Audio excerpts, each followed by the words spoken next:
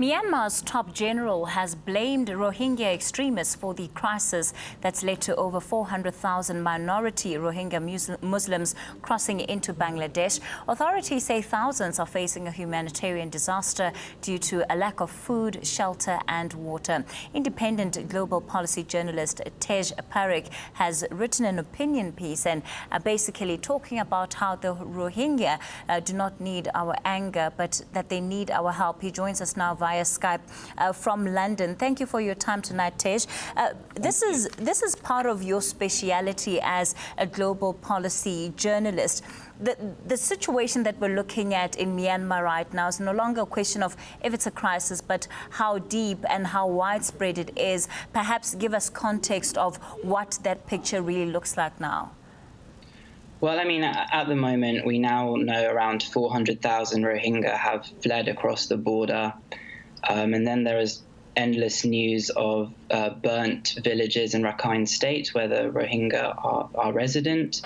I think in the past, this crisis goes back decades even, and there's been several flare-ups of violence between the Rakhine Muslims, the Rohingyas, and the Buddhist Rakhine residents as well. And we're now at a stage where a number of people are questioning whether this is ethnic cleansing taking place in the region. So it's a pretty heightened state at the moment.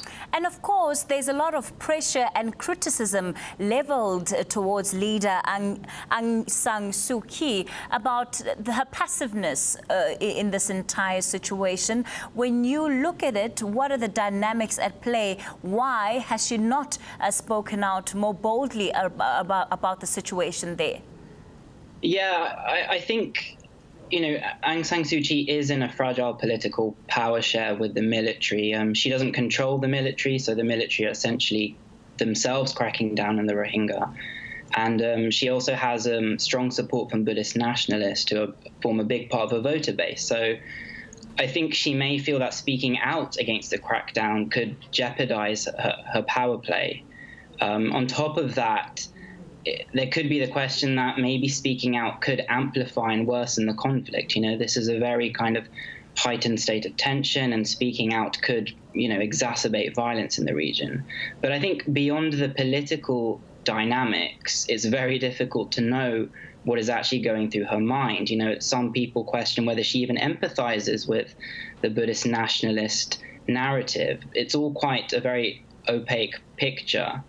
And I think there's two conflicting strands between the people who see that she's constrained politically and there's not much she can do anyway, and then secondly, those that think she should be using her platform to speak out.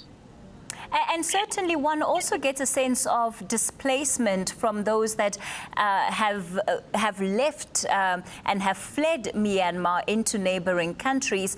And the reception that they're receiving there itself, not a warm one, as already India making plans to deport some of those Rohingya Muslims back to Myanmar.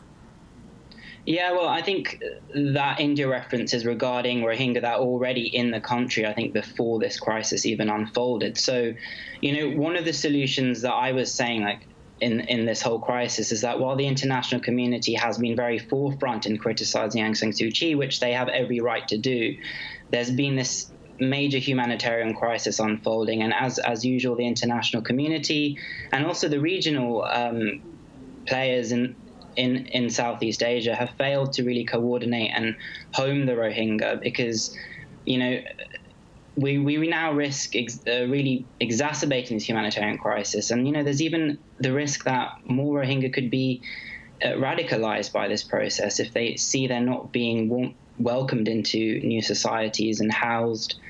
And I think, that's a new dynamic as well that could develop here. All right. Thank you for your insights tonight on Newsnight. That was independent global policy journalist Tej Parikh speaking to us from London. Up next, Mateo has your business.